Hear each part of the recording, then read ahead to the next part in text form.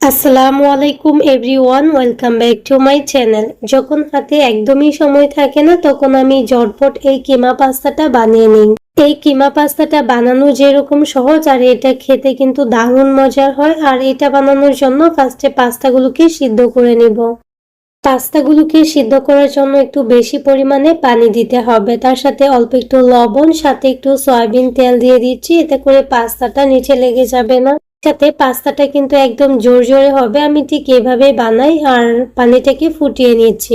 আমি সব সময় পানিটা ঠিক এভাবে ফুটে উঠলে তারপর পাস্তাটা দিয়ে কিছুক্ষণ নেড়ে চেড়ে 70 থেকে 80% মতো সিদ্ধ করে নিই। পাস্তাটা হয়ে গেছে, একটা সাইডে পানি ঝরিয়ে রেখে দিচ্ছি। এখন চুলায় একটা প্যানে অল্প একটু সয়াবিন তেল আর দিয়ে দিচ্ছি রসুন কুচি।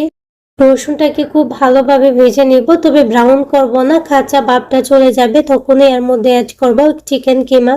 আর পছন্দ মতো এখানে অ্যাড করবেন। আমি এখানে 1 কাপ চিকেন কিমা দিয়েছি, মানে একদম ছোট টুকরো টুকরো করে আর কি কেটে দিয়েছি। একে একদম মিহি পেস্ট বানাই নাই। আর ঠিক এরকম অবস্থায় আমি এর মধ্যে দিয়ে দিব কিছু সবজি। পরিমাণ বাড়িয়েও দিতে পারেন, আবার সবজি ছাড়াও করতে পারেন, তবে আমার কাছে এই দুইটা সবজি ছিল, আমি দিয়ে দিচ্ছি গাজর, টমেটো আর বরবটি। সবজিগুলো আমি খুব সামান্য পরিমাণে দিয়ে খুব ভালোভাবে নেড়ে চেড়ে এটাকে কিছুক্ষণ ভেজে নিব। আর এখন এর মধ্যে আদা বাটা, রসুন বাটা আর পেঁয়াজ বাটা দিয়ে দিব। বাটা মশলাটা দিয়ে আমি কিছুক্ষণ এটাকে নেড়ে চেড়ে ভেজে নিচ্ছি। এক্সট্রা করে কোনো রকম পানি অ্যাড করব না। এই চিকেন থেকে যে পানিটা উঠে ওইটা দিয়ে রান্নাটা করে নিব।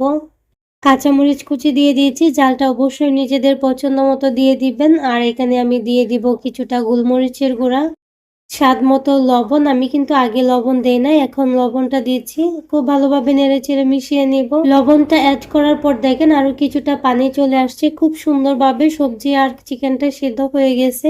এর মধ্যে কিছুটা টমেটো সস, আমি এখানে টমেটো সস দিয়েছি আর দিয়ে দিয়েছি সয়া সস। সসটা দিলে মাখো মাখো একটা ভাব আসে, অবশ্যই সসটা দেওয়ার ট্রাই করবেন। এই নুডলসটার মধ্যে কোনো রকম ডিম অ্যাড করবো না, এই সস আর মশলাটার কারণে একটু মাখা মাখা টাইপের হবে। সসটা দেওয়ার পর কিন্তু আমি কিছুক্ষণ জাল করছি, প্রায় 1 থেকে 1.5 মিনিটের মতো। তারপরেই কিন্তু এখানে পাস্তাগুলো দিয়ে দিচ্ছি। এইভাবে পাস্তাটা রান্না করবেন, একটা পাস্তাও কিন্তু ভাঙবে না। আর পাস্তাটা দেখেন একদম মাখো মাখো হয়েছে, এটা খেতে কি যে মজার হয়েছিল। তো রান্নাটা কিন্তু শেষ, এখন আমি একটু বিট লবণ দিয়ে দিচ্ছি, এটা অপশনাল, চাইলে দিতে পারেন, দিলে কিন্তু খুব মজার হয়। তো তৈরি হয়ে গেল আমার মজার মজার ইয়াম্মি ইয়াম্মি পাস্তা। আর এটা কিন্তু একদম কম সময় তৈরি করা যায় আর এটা খেতে দারুণ।